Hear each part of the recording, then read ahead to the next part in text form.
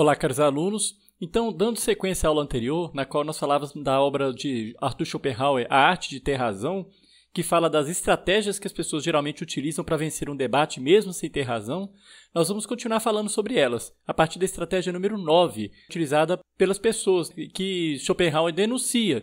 Então, a gente vai tentar se armar contra essas estratégias. Então, vamos lá. Estratégia número 9. Disfarce seu objetivo final. As perguntas, quando não são feitas na ordem que levaria a uma conclusão possível, podem levar a uma confusão muito grande. O oponente não sabe aonde você quer chegar e não pode se precaver. Também é possível usar suas respostas para tirar diferentes conclusões, até contrapô-las de acordo com as suas características.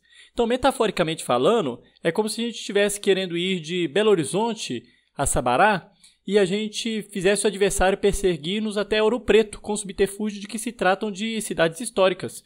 Então você vai lá e utiliza, faz um rodeio, exatamente para confundir o adversário, para ele poder se perder no meio dos argumentos. Estratégia número 10. Use a psicologia da negação. Quando se percebe que o oponente nega de maneira proposital e infantil, é lógico, as afirmações cuja aprovação seria usada para a nossa frase, deve-se perguntar o oposto da oposição utilizada, como se estivéssemos ansiosos por sua aprovação. Ou deve-se, pelo menos, apresentar as duas para a escolha, para que ele, então, não perceba qual frase queremos que seja aprovada. Por exemplo, não é verdade que você não concorda com a descriminalização do uso da maconha?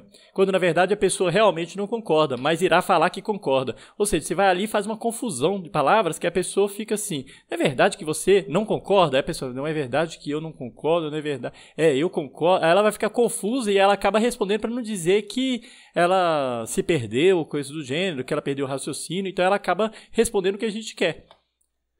Estratégia número 11. Tome um conceito geral para o caso particular. Faça uma indução e o oponente cede em casos individuais pelos quais ela deve ser apoiada. Então, não se deve perguntar a ele se também admite a verdade em geral que surge desses casos, mas sim introduzi-la depois como estabelecida e reconhecida.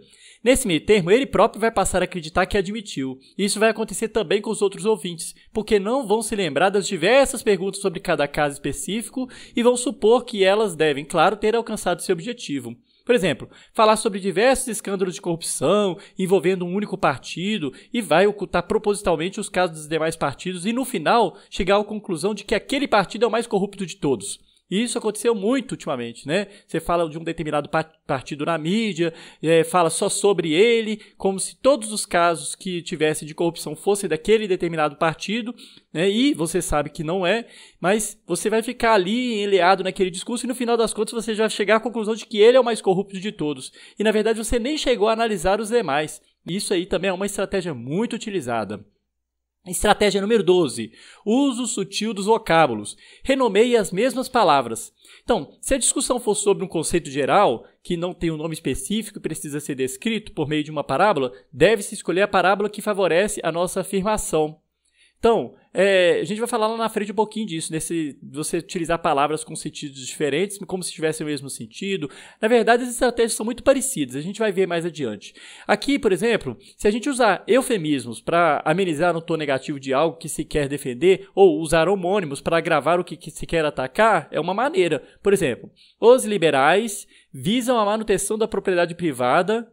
Então, você pode pensar, liberais quando se quer dizer capitalismo, mas você não quer falar capitalista, você fala liberais, que se dá aquela ideia de liberdade, liberalismo e tal. Propriedade privada, quando se pensa na manutenção da desigualdade social, por exemplo, quando as pessoas estão falando de desigualdade social, não, a questão é da propriedade privada e tal. Quer dizer, você mais ou menos escamoteia o discurso. Número 2. Os fanáticos, quando se quer dizer religiosos, não gostam de ter sua superstição, fé contestada. Ou seja, ao invés de falar fanático, ao invés de falar sobre religiosos, você está querendo atacar, né? Então você substitui a palavra religiosos por fanáticos. Ou seja, você não está pensando só na religião em si como uma crença, mas sim como um fanatismo. E ao invés de você pensar na fé, você coloca como superstição. É uma forma de você atacar o adversário. Então, você ameniza o que você quer defender e agrava o que você quer atacar. Estratégia número 13. Apresente uma segunda opção inaceitável.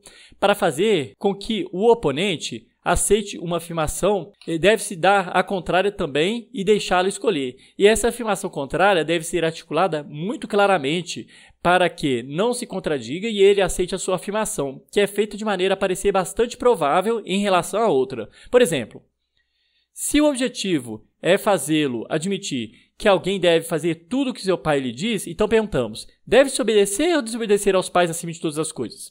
Ou, caso se afirme que uma coisa acontece com frequência, então perguntamos se, por frequente, compreendemos poucos ou muitos casos. Ele dirá muitos. É como quando a gente coloca cinza perto do preto, né? Ele pode ser chamado de branco. E quando a gente coloca perto do branco, ele pode ser chamado de preto. Ou seja, você vai contrapor sempre uma coisa agravando a outra, a contrária, para poder a pessoa vai admitir a primeira, né? Você coloca duas coisas e acaba ela admitindo aquele que não quer admitir, mas porque a outra opção é a mais grave. Então é outra estratégia muito utilizada. Estratégia número 14. Acuando os tímidos. É um golpe insolente. A situação em que, depois do oponente ter respondido a muitas perguntas sem que as respostas dessem o benefício de uma conclusão favorável que se esperava, nós nos precipitamos para a conclusão desejada, apesar de ela não ser uma consequência da afirmação, como se tivesse sido provada e proclamada em tom triunfante. Se o oponente é tímido ou burro, né? Burro no sentido assim, que é a pessoa que não chegou à conclusão, né? E se quem ataca é atrevido e tem boa voz, pode-se conseguir ter razão. Ou seja, você vai ali usar a sua agressividade ou sua prepotência, né? E vai sobrepor ao outro como se você tivesse chegado à conclusão triunfante e tal. E às vezes não. Mas ali para a plateia que está assistindo aquele discurso, aquele debate, ele vai parecer que você chegou a vencer o adversário, né? Isso acontece muito em debates políticos. Utilize paradoxos, estratégia número 15, né? Utilize paradoxos para situações difíceis. Quando se faz uma afirmação paradoxal e achamos difícil prová-la, apresente seu oponente uma afirmação correta para ele aceitar ou rejeitar, mas cuja verdade não seja muito palpável, como se quiséssemos tirar provas dela. Se ele recusar por suspeitar de um truque, então a levamos ad absurdum e a ganhamos.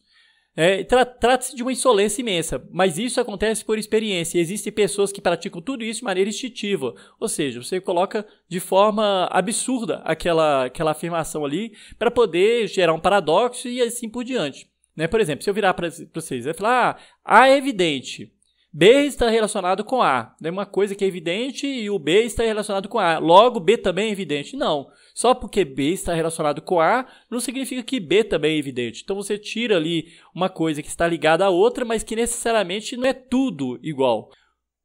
Estratégia número 16. Desqualifique o argumento do outro.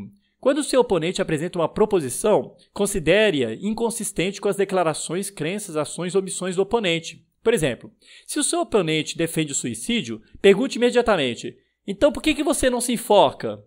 Se ele observar que a sua cidade não é um lugar bom para se viver, pergunte, por que você não parte no primeiro avião? Então você está desqualificando o argumento do outro a partir das declarações dele, das crenças dele, e ele vai ficar sem argumento, lógico, porque ele não precisa tomar nenhuma dessas atitudes para provar a tese dele, mas aí você vai falar assim, a sua atitude que vai provar a sua tese, e assim por diante.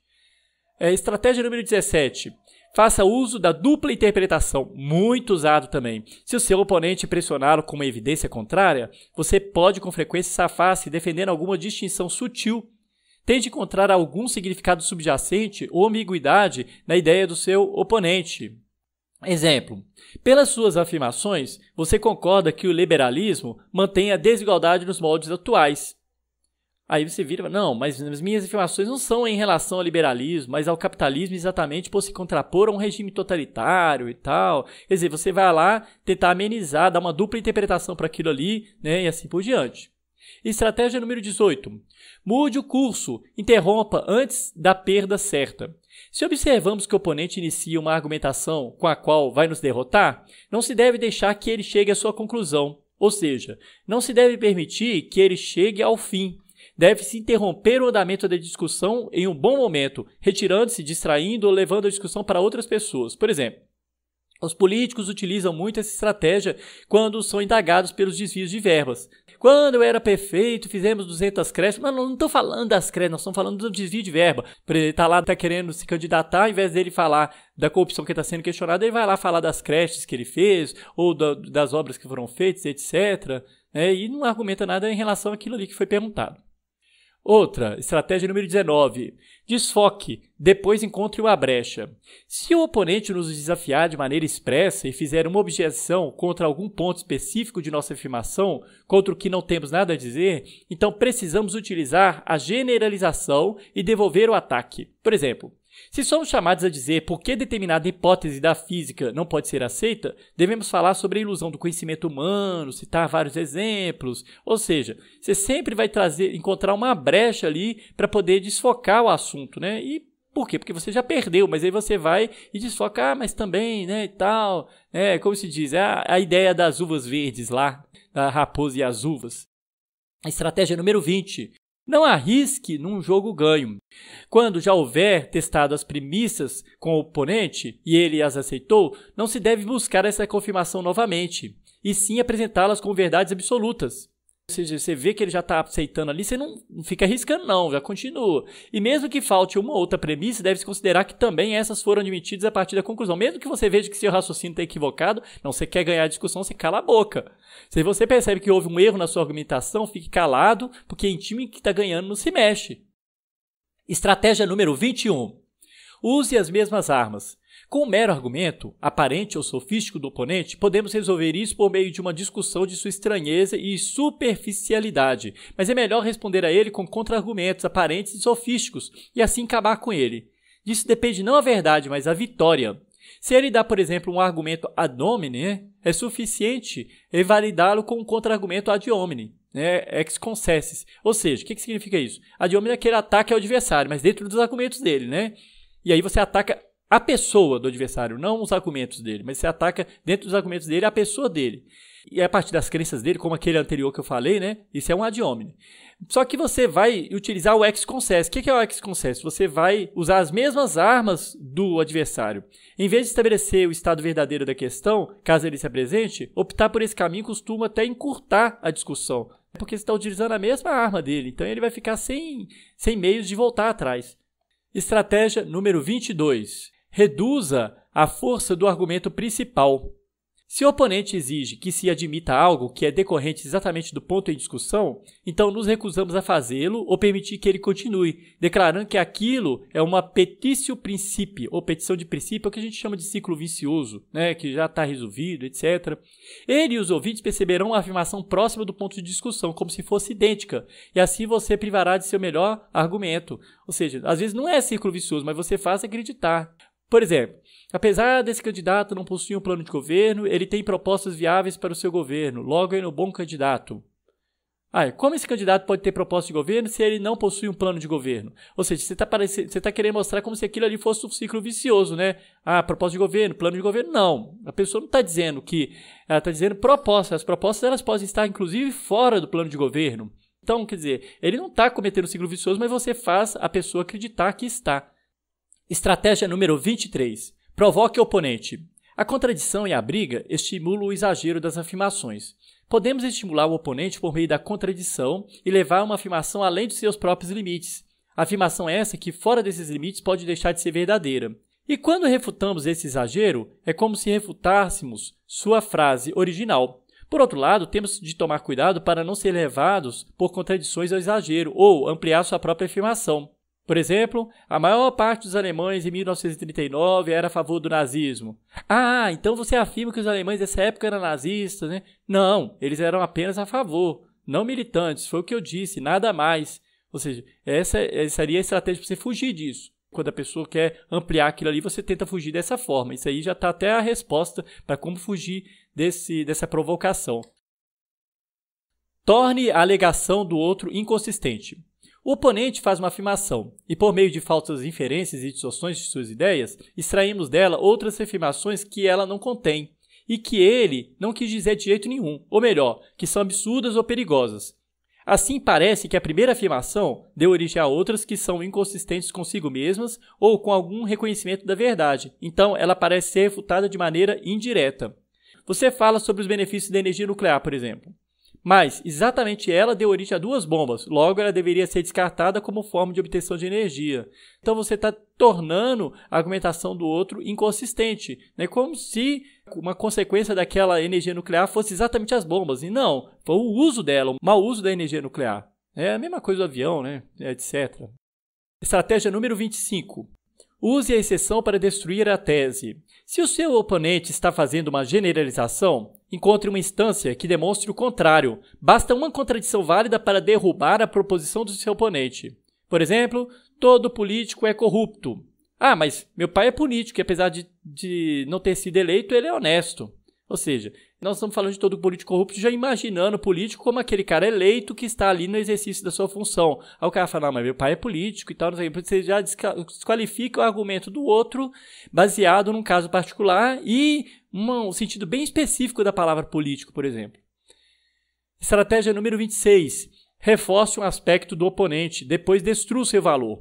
Também já falamos um pouquinho sobre isso, né? Mas aqui um pouco mais ampla a questão do aspecto do argumento do oponente, né? O golpe brilhante é o retorce o argumente, quando o argumento que o oponente quer usar para si poderá ser mais bem usado contra ele. Por exemplo, você vira e fala assim, não, é uma criança, você tem que dar um desconto. Aí você vai e utiliza o retócio, né? Não, mesmo por ser uma criança, é aí que nós devemos puni-la, para que ela não insista nos seus hábitos ruins. Então você utiliza exatamente o argumento do oponente. A estratégia número 27. Deixe o seu oponente desequilibrado.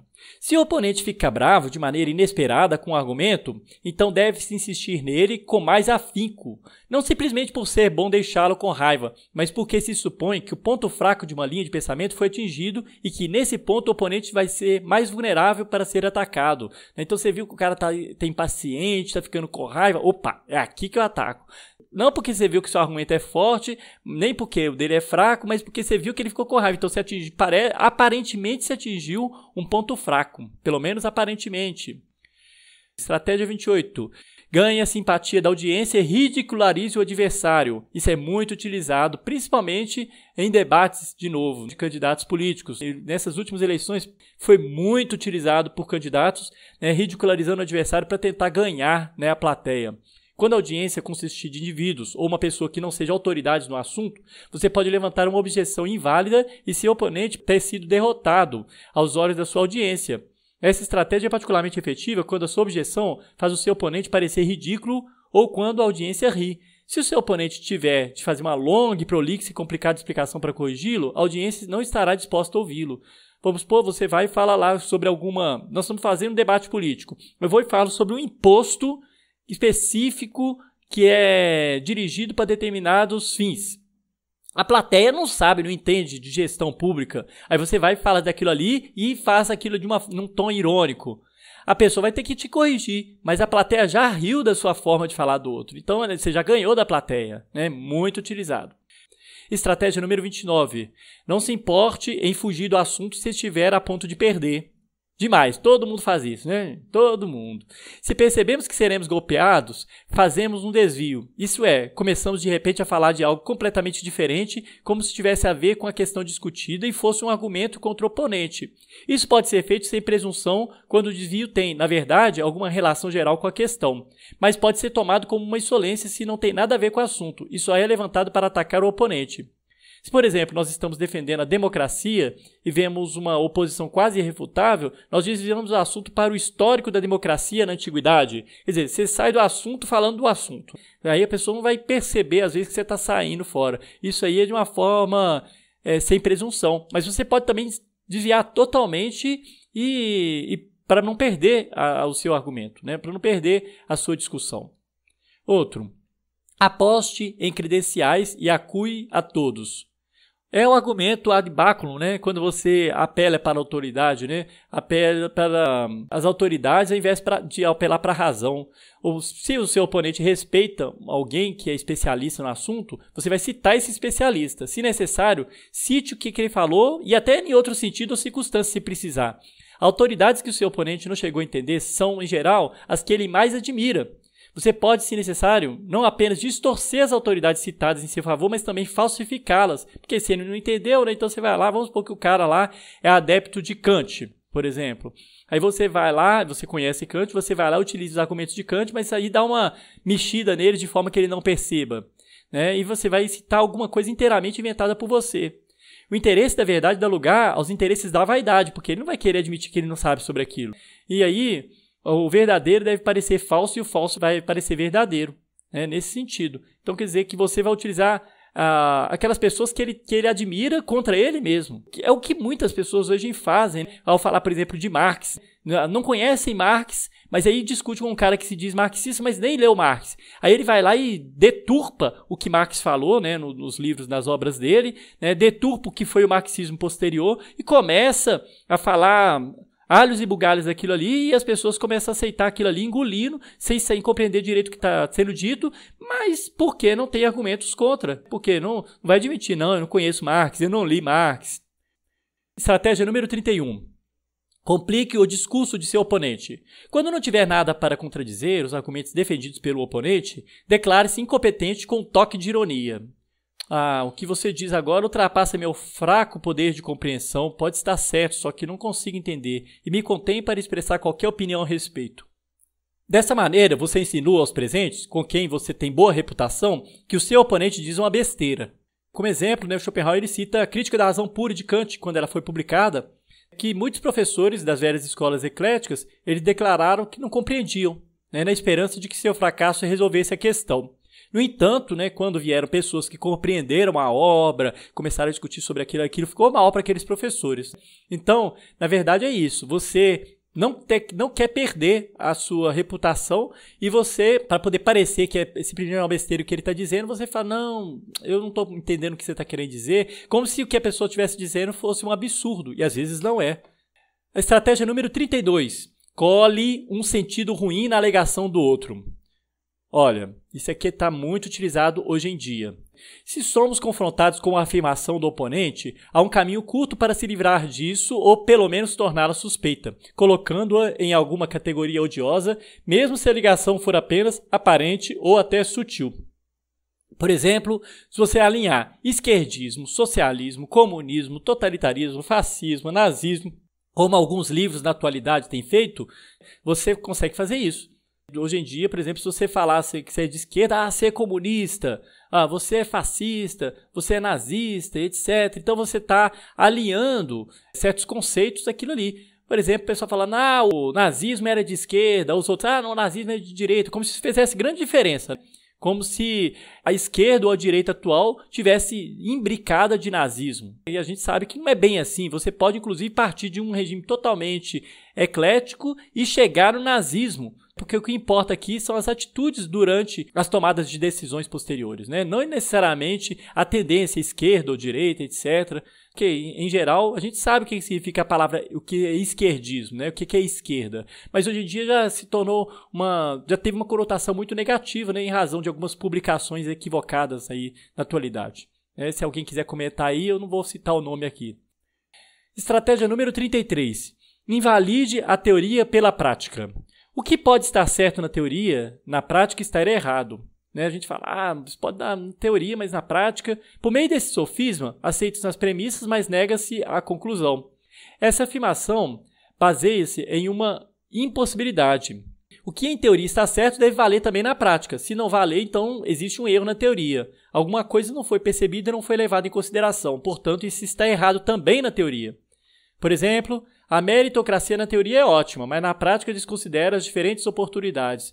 Peraí, se na prática ela desconsidera, então a teoria dela também é ruim. Por quê? Porque desconsiderar que as pessoas têm diferentes oportunidades nessa corrida da meritocracia, nessa corrida meritocrática, isso aí é um equívoco grande. Então, a teoria também é errada, né? A não ser que a meritocracia pressuponha de que você vai garantir que todos tenham as mesmas oportunidades. Aí sim. Mas quando você vem com esse discurso, aí o pessoal lá, vai o esquerdopata, etc e tal. Estratégia número 34. Encontre e explore o ponto fraco. Quando o oponente não dá uma resposta ou informação direta para uma pergunta ou argumento, mas evade-se por meio de outra pergunta ou de uma resposta indireta, ou faz alguma afirmação que não tem a ver com a questão e, em geral, tenta mudar de assunto, isso é um sinal de um ponto fraco. Portanto, devemos insistir no ponto que propusemos e não deixar o oponente fugir dele, mesmo quando ainda não descobrimos de que realmente se trata da fraqueza que encontramos. Então, é sempre explorar o ponto fraco do outro. E mesmo que não seja o ponto fraco, mas se você pensar que aquilo ali ou aparentemente é o ponto fraco, você vai atingir aquilo ali. Você vai aproveitar-se daquela situação. Você vê que teve estratégia anterior parecida com essa, né? Uma tem a ver com a outra, às vezes se complementam. Estratégia número 35, quase fechando. Mostre a seu oponente que está lutando contra os próprios interesses. É um ad hominem, gente. Esse aqui é um ad hominem. Ao invés de concentrar-se no intelecto do seu oponente ou no rigor dos seus argumentos, concentre-se nos motivos dele. Se você conseguir fazer com que a opinião do seu oponente, caso se mostre verdadeira, pareça distintamente prejudicial ao seu próprio interesse, ele abandonará imediatamente. Por exemplo, se a gente mostrar para um cristão que determinada atitude se opõe à Bíblia, mas essa atitude aí se opõe à Bíblia, esse cara que você está defendendo aí, ele defende a tortura, etc e tal. Às vezes não defende, mas você já está ali escamoteando a fala de forma que a pessoa tende a querer concordar com você, porque ela não pode negar que ela tem uma fé cristã, por exemplo. A não ser que você perceba o que ele está fazendo, né? Que está utilizando de um argumento contra você. Ou então falar que votar em determinado político é apoiar a corrupção, como se você já tivesse como pressuposto que aquele político está envolvido em escândalo de corrupção, por exemplo. E às vezes não. Que os outros partidos fossem todos honestos, ou que o partido contrário fosse o honesto e assim por diante. Eu tô falando muito de eleição, vocês estão percebendo, mas é porque a gente está imbricado dessas recentes eleições, né? Então os exemplos vêm muito à mente, esses exemplos que a gente vivenciou durante esse período, né? Então vamos lá. Estratégia número 36. Confunda e assuste o oponente com palavras complicadas. Você pode também confundir e desconcertar seu oponente através de grande eloquência pura e simples. Se seu adversário é fraco ou se não deseja aparentar não ter a ideia sobre o que está falando, você pode impor facilmente sobre ele algum argumento que pareça profundo e erudito, ou soe como inquestionável. Por exemplo, você diz isso, pois omisiou em sua fala o mediatário pernóstico que procrastinou o julgamento daquele vitupério, trazendo esse corolário. Isso é um opróbrio.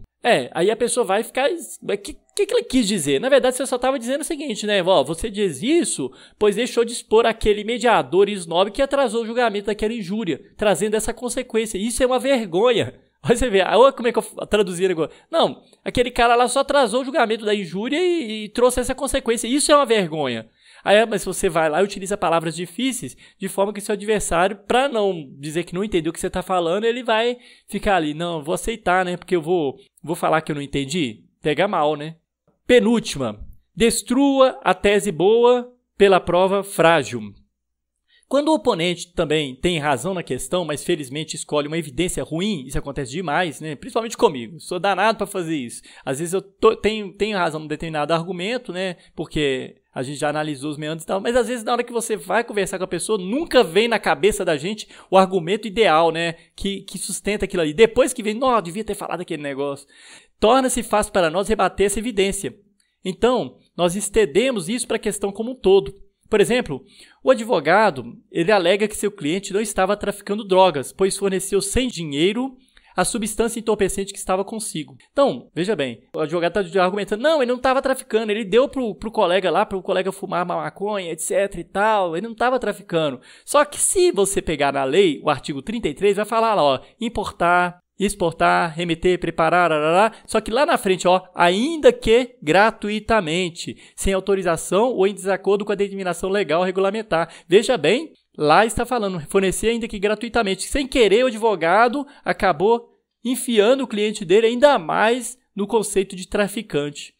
Mas ele poderia utilizar uma defesa possível. Por exemplo, ele poderia falar, a substância estava com o meu cliente? Não estava. Então, como é que vocês estão dizendo que ele que é o traficante? Não estava com ele a substância, vocês pegaram, foi com o outro cara lá e o cara não falou que comprou dele, etc e tal. Às vezes você tem até testemunhas e tal, mas as testemunhas não estão presentes, e etc. Então, o advogado ele tem outras formas, mas ele às vezes ele utiliza exatamente aquela evidência ruim, péssima, né? Que nesse caso aqui que eu estou dando exemplo, ele utilizou um argumento que realmente enfiou mais o cliente dele na cadeia. Estratégia número 38. Como último recurso, parta para ataque pessoal. Prediletos aí pelo povo durante as últimas eleições dos WhatsApps. Quantos parentes meus, quantos amigos entraram em discussões, em debates, ficaram inimigos de uma hora para outra em razão de partir para esse ataque pessoal sem olhar os argumentos. Partir para o lado pessoal, ser ofensivos e rudes, isso significa sair do assunto da discussão. O jogo já está perdido, né? E atacar de uma maneira aquele com o qual se disputa é a última esperança. Isso pode ser chamado um argumento ad personam, ou seja, quando você ataca a pessoa e não o argumento ad hominem. Porque o ad hominem você ataca a pessoa, mas ainda tem em mente o assunto que está sendo discutido. O ad personam você ataca a pessoa mesmo. Não tem nada a ver mais com o que está sendo dito ali. Por exemplo, você grita, seu fascista, homofóbico, machista, porque você não tem mais argumentos contra o candidato do outro, né? Então você vai lá, ao invés de argumentar em relação a planos de governo, etc., você vira e fala que a pessoa é a favor do fascismo, que ela é homofóbica, que ela é machista, coisa do gênero. Ou o contrário também, né? O cara não tem também argumentos contra o partido do outro, mas tu vai lá, seu comunista, apoiador de corrupto. Por quê? Porque às vezes ele também estava se baseando no que está sendo passado no senso comum, na mídia, etc. e tal. Então, eu espero que tenha sido claro. São, igual eu falei, como eu disse, esses exemplos, eles figuraram muito durante esse período eleitoral, mas eles também são utilizados em debates de diversas situações, não só em debates relacionados à política, mas eu falei da política porque está aí efervescente ainda na nossa memória, como exemplos, como que essas estratégias foram utilizadas de forma equivocada. Espero que tenha sido claro. Qualquer dúvida, crítica, sugestão, podem deixar nos comentários, que vai ser um prazer melhorar um pouquinho, né, essa discussão e ampliar mais o debate. Até a próxima aula.